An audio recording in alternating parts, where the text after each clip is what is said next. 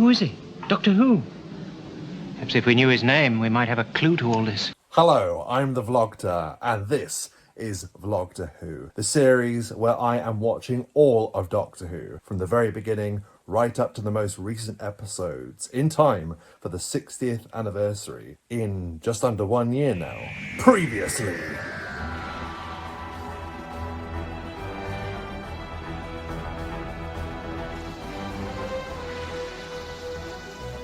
I caught up with the Cave of Skulls, Forest of Fear, and the Firemaker. Here we learn the TARDIS used to change its shape. There's still a police box. Why hasn't it changed? Dear, dear. How very disturbing. Previously, it used to disguise itself wherever it would go, but no longer. Yes, it's been an ionic column and a sedan chair. Disguising itself wherever it goes. Yes, that's right. But it hasn't happened this time. Wonder why not?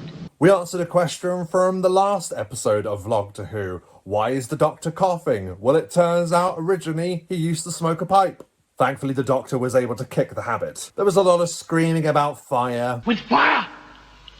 It is day! Our heroes at one point were forced to cut themselves free with human bones. Try those bones, say, maybe they're sharper, perhaps. It's a good idea. We encounter that famous moment where Ian, Barbara and Susan have stopped in their tracks to help a caveman who has been savaged by some primordial beast. The Doctor, ever the pragmatist, decides he's going to pick up a rock to ask the caveman to draw the route back to the TARDIS. Let go of me. What are you doing? Well, I was going to get him to draw our way back to the TARDIS. He definitely wasn't going to use that rock to kill that caveman. No way. In the last episode of this run, entitled The Firemaker, the travellers are recaptured just in time to solve the brutal murder of an old woman. Right-o! Drive him out! He killed the old woman! Following a savage axe fight,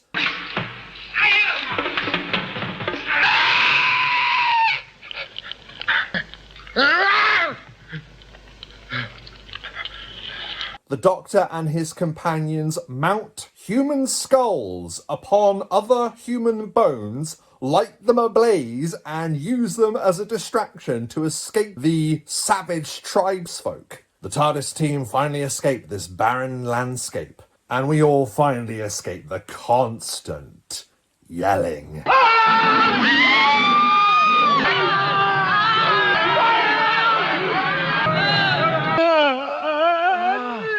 They must be out of their minds.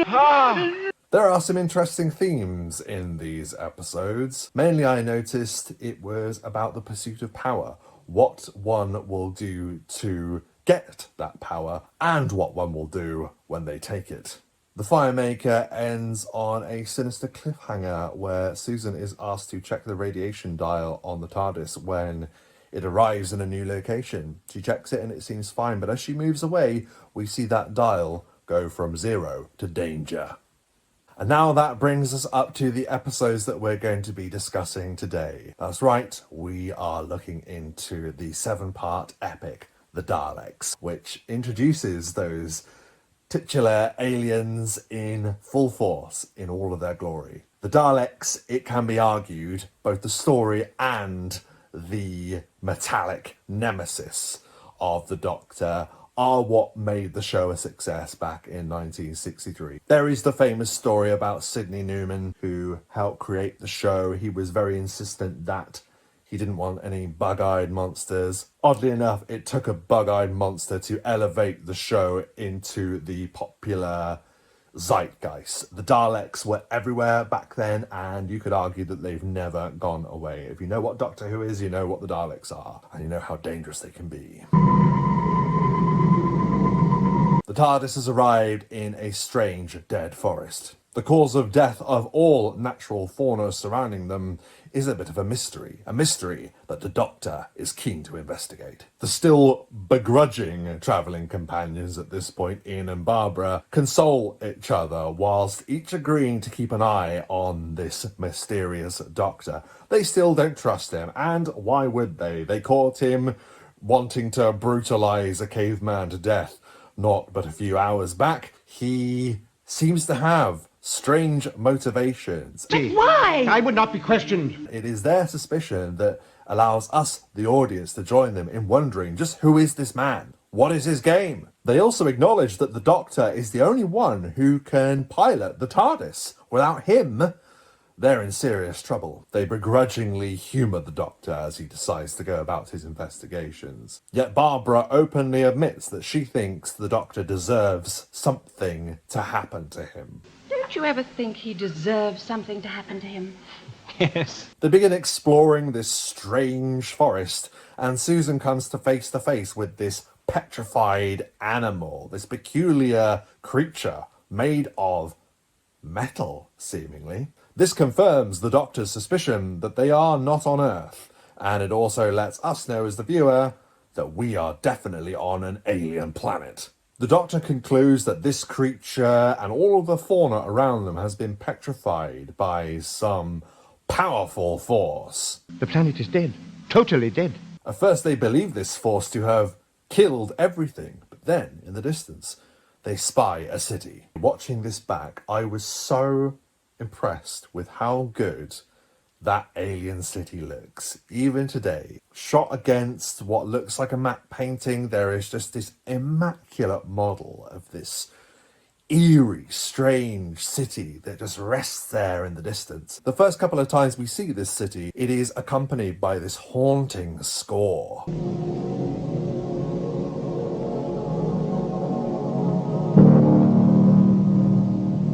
Of course, the Doctor wants to study the city, which means the others have to accompany him to make sure he stays alive. You're the only one who can operate the ship. I'm afraid I can't let you do that, Doctor. I really appreciate this early dynamic with the Doctor and his companions. It is nowhere near like what we see in the modern version of Doctor Who, where the Doctor invites the companion into the TARDIS to enjoy adventures. No, this is a relationship of circumstance. It really feels like we're in the throes of this unpredictable adventure, and those that travel with the Doctor must stay with him to make sure that they can get home alive. One thing I should probably mention before they set out, we actually have this really enjoyable scene where the Doctor and Susan introduce Ian and Barbara to this machine in the TARDIS. Depending on the code that you put in the machine, depends upon the kind of food you receive. It's one of those rare insights into the TARDIS where you think, well, what do they eat whilst they're travelling through time and space? Well, it turns out if you input J62 L6. L6. J62L6, you'll get bacon and eggs. Well, bacon and eggs in a peeling brick form. Not bad. The scanners have picked up something that is moving outside of the TARDIS. Everyone is insisting that they leave. It takes a good deal of coercion, a good deal of shouting and arguing before the Doctor is finally convinced that they must go. I shall do what I want to do. Why endanger the rest of us by staying here? However, unbeknownst to the companions, the Doctor has slyly opened up the bottom of the TARDIS console and removed something known as the fluid link. Part of the TARDIS that requires mercury to function. The Doctor effectively sabotages the TARDIS to get his own way. The only way that they will be able to fix this fluid link will be to recover more mercury. And the only place that they could possibly find mercury in this strange landscape, in this strange new world, The city.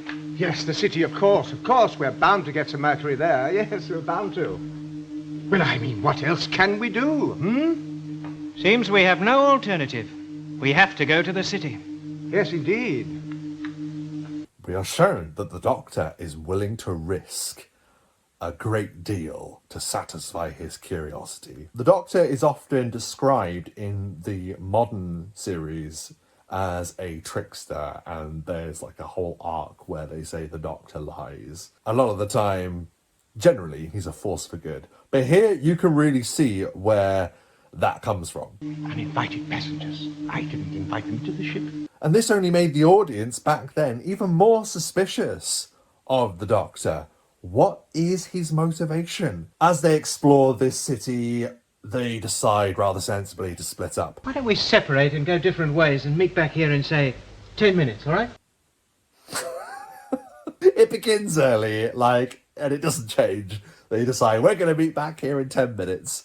And they all go off in different directions. Barbara finds herself wandering down a strange metallic corridor, and she spins around to find herself cornered by a now familiar entity. A plunger is reaching forward towards her, and that is where we have, well, one of the most famous cliffhangers of all of Doctor Who. That shot of Barbara trapped, as we see from the point of view of the creature that is approaching her. The next episode of this series is called The Survivors, and it begins with the search for Barbara. They discover sophisticated measuring equipment, which means, as the Doctor puts it, What these instruments tell us is that we're in the midst of a very, very advanced civilized society. It's a Geiger counter.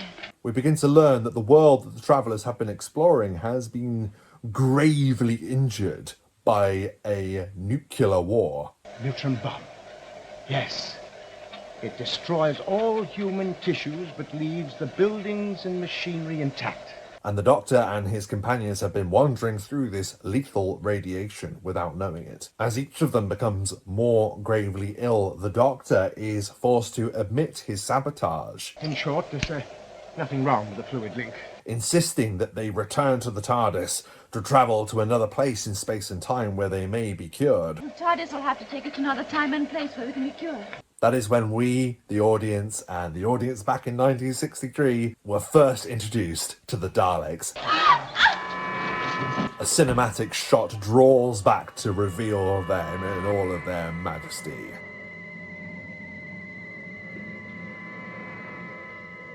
The Daleks take the travellers into custody. Ian does the bold thing. He tries to rebel. He tries to escape.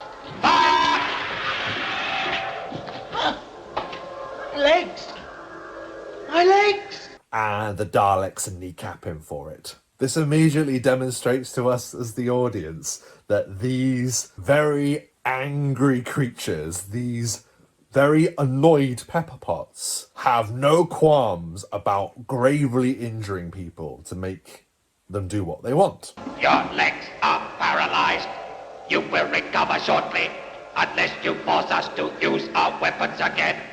In that case, the condition will be permanent. They are reunited with Barbara, and Barbara asks, Ian, what are they? I don't know. as if he'd know.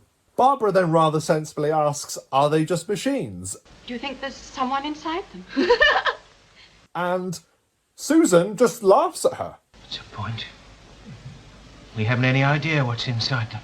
The travellers are trapped and slowly dying from radiation poisoning. This is such an effective ticking clock. The Daleks begin to interrogate the travellers, convinced that they are some kind of creature known as a Thal. You are one of the Thal people. It is then that the Daleks give exposition. Sorry, I couldn't resist. 500 years ago, two races, the Daleks and the Thals, were engaged in a bitter war.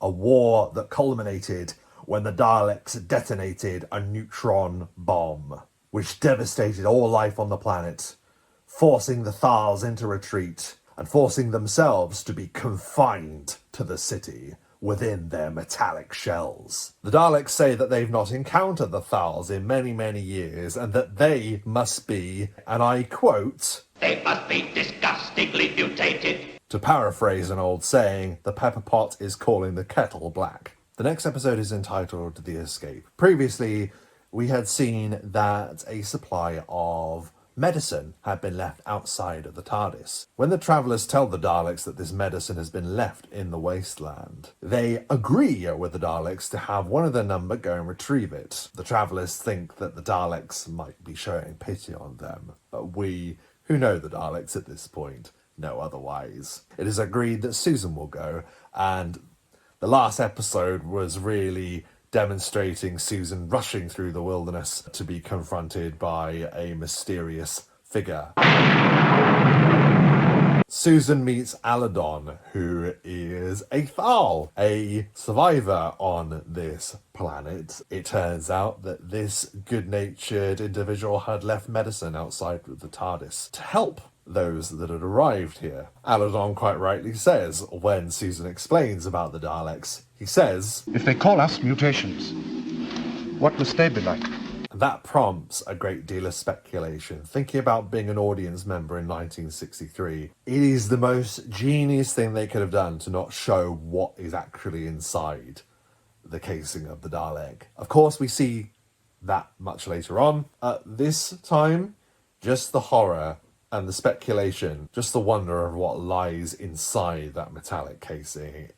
Well, it's pure magic. Susan returns back to the Travellers and they are able to be cured with the drugs that the Thals had provided them. Susan brings information of the Thals directly to the Daleks and they organise the prospect of signing a treaty to arrange diplomatic relations with the Thals. This evokes some really interesting ideas. What will it take for two previously warring races to come together in peace? But of course, we know the Daleks, and they have other ideas. The Daleks plan to let the Travellers rest and keep them well fed. All these things will give them a false sense of security. We learn that the Thals are more akin to farmers now than the warriors they once were. They have seen the cost of war. Their entire ideology has completely changed, in stark contrast to the Daleks. One Thal says, But the Daleks were teachers, weren't they, Tarsus? Yes, they were. And philosophers. Perhaps they are the warriors now. Also, it would appear that the Thals are entirely played by members of the Royal Shakespeare Company. You have this excellent scene where Susan is compiling terms for the Daleks' treaty with the Thals. Why have you stopped writing? At one point, Susan laughs, and the Daleks immediately respond, giving an overwhelming clue to their true disposition. Stop that noise! The Doctor and the companions learn that the Daleks must be using their surveillance equipment to spy on them whilst they're in their cell. They learn that the Daleks are confined to the city and are using static electricity to run through the metal flooring so that they can move around. And I really love this. I really love the idea of the Daleks. As someone who obviously, and as audience members who watch this later on down the line can enjoy, we're used to seeing the Daleks as this highly advanced, exterminating race of warrior aliens, right? But here, they are limited. And the fact that they are limited, it makes them more vulnerable, it makes them more interesting, it makes them more dynamic. It means they have to work within the limitations that the story is giving them. It means that these highly dangerous creatures are limited to one location, obviously for practical purposes, but the way that that is included into the story, in my opinion, is just genius. The Doctor and the companions use a cloak that Susan has borrowed from the Thals. They lay it down on the floor and they ambush a Dalek. They push it onto the cloak, thus separating it from the static electricity on the floor. The episode entitled The Ambush is probably my favourite episode of this entire run. It focuses on the Doctor, Ian, Susan, and Barbara trying to evade the Daleks as they try and escape the city. Previously, we had seen the Doctor and Ian remove the creature from out of the casing, and we don't see it but for one creeping tendril reaching out from beneath the cloak. It is quite humorous that Ian gets inside the Dalek casing. Oh, can't you sound more like a Dalek? Do you mean that? That's it.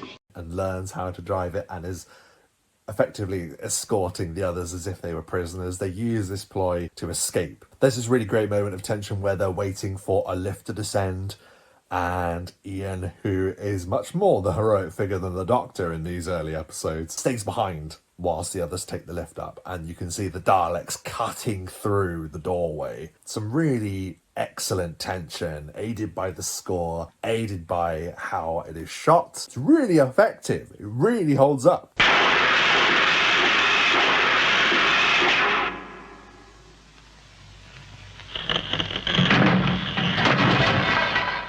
It is empty. As the title of this episode alludes to, the ambush takes place when a Thal emissary comes to talk terms with the Daleks. Daleks, the Thal people wish to live in peace. You have this really eerie moment where this diplomat is urging the Daleks to work with the race of the Thals. Silently, you see them surrounding him. No! It's a trap! Get out of here! Run!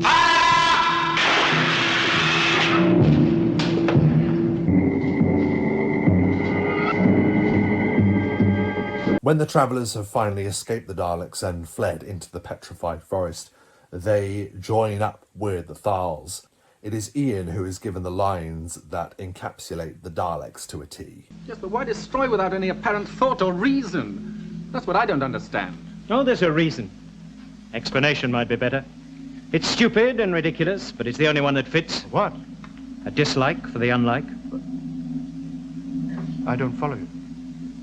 They're afraid of you because you're different from them. Fear of the unlike. When watching this, you really have to consider that this wasn't that long since the end of the Second World War, and the memory of what fascism can really do is still fresh in a lot of people's minds. It is no secret that the Daleks are an allegory for fascism. It is really elegantly put across in this story arc, and it is what makes them so effective. Not only do they have that incredible design, not only do they have that iconic, distorted voice, but that ideology that drives them forward, their message of hatred. It is not just the Daleks that the Doctor fights throughout the history of this show, but it is their message of hatred that he stands against.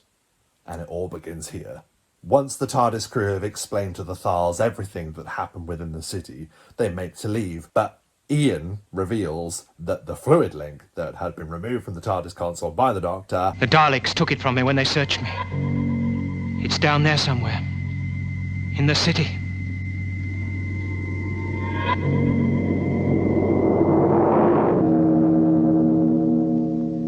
While this story arc is generally considered to be incredibly strong, don't think anyone would deny that it definitely gets slower as you get into this section of the story. Mainly the episodes, the expedition and the ordeal. You have a lot of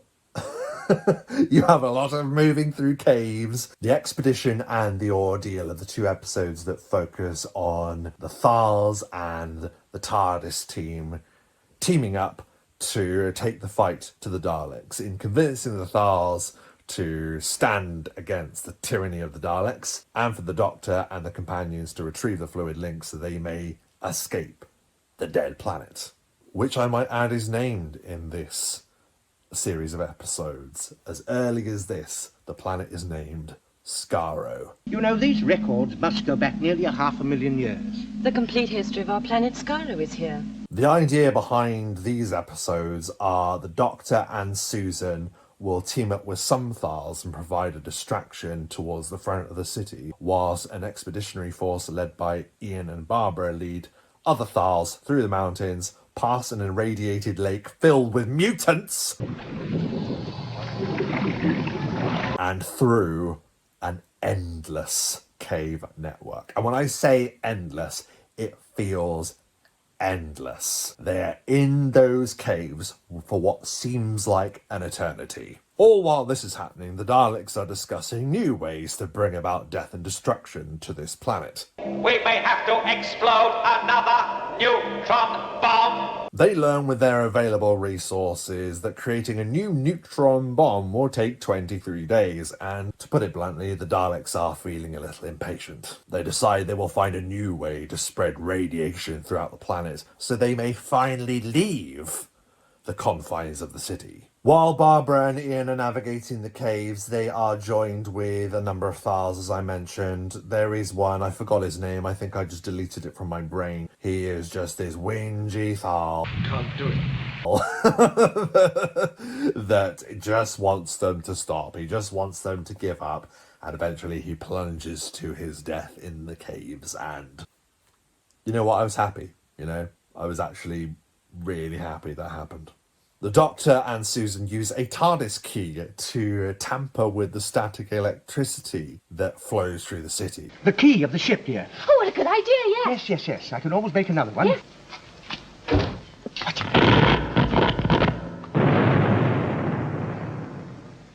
And the Daleks immediately respond, capturing them instantly. Dear child, don't you realize what I've done? A few simple tools, Yes, but we mustn't a waste superior time. brain. We must go now. But I'm not with... The Daleks reveal to the Doctor that they intend to totally exterminate all of the Thals. Tomorrow the atmosphere will be bombarded by the radiation from our nuclear reactors. Why are you doing this? That's sheer murder. No extermination. Extermination is a very carefully chosen word that the Daleks use. They're synonymous with that word. It gives a massive clue to the Daleks' disposition. They don't battle their enemies, they exterminate them, because they view any other life form as inferior. It is in the final episode of this story arc, The Rescue, where Ian and Barbara and that team of Thals finally leave the caves. Enough with the caves!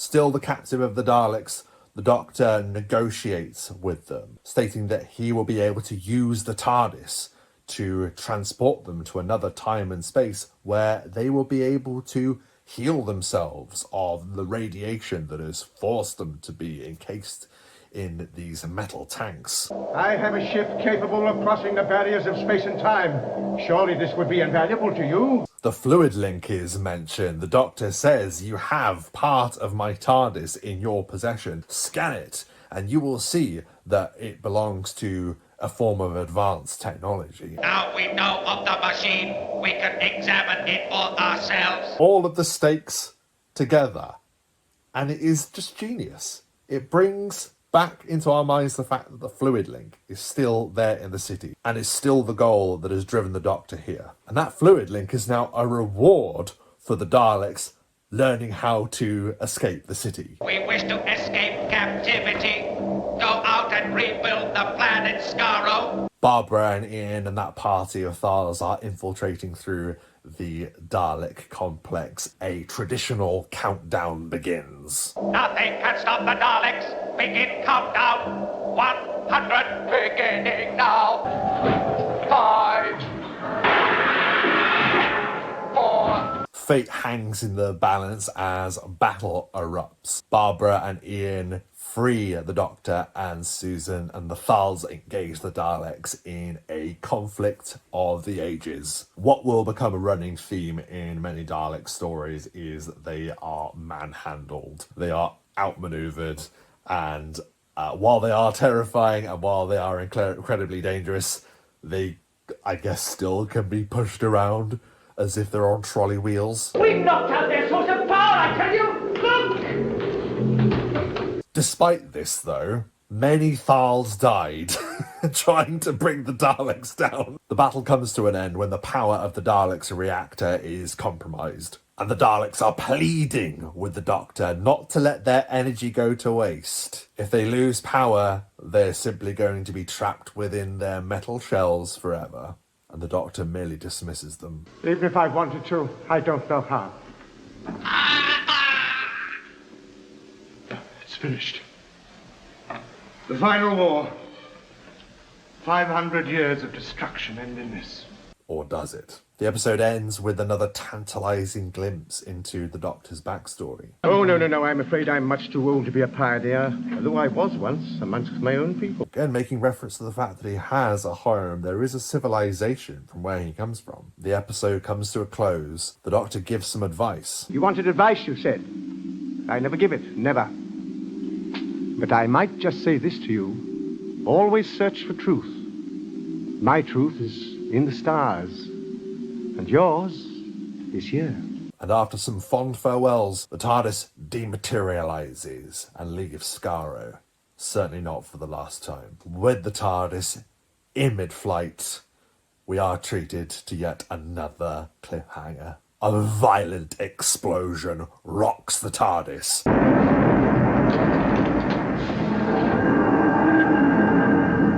And and the credits play. So, some final thoughts on the story arc, The Daleks. Well, it's epic in scale. It introduces us to the Doctor's greatest foe. It's filled with great problem solving. In my opinion, Doctor Who is at its best when obstacles must be overcome with inventive thinking and ingenuity. It has a fantastic ethical dilemma and explores the themes of knowing when to fight and when not to fight. Of course, the show is stolen by the introduction of the Daleks. There is a reason why Dalek fever spread like crazy when these episodes first aired. They are perfect. From their characterization to their design, the Daleks are a flawless adversary in the show. As I've made reference to before, as we all know, the Daleks arguably are the reason the show became a hit originally back in 1963. The fact that they've changed so little from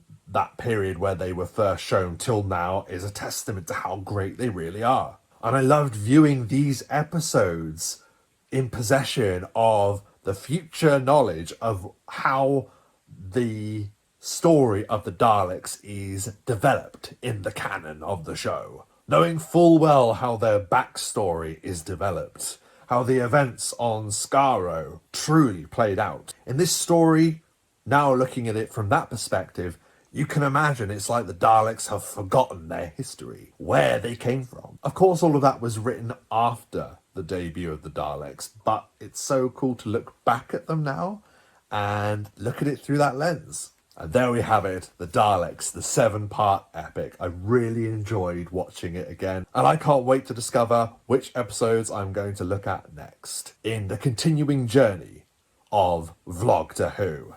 Thanks for watching.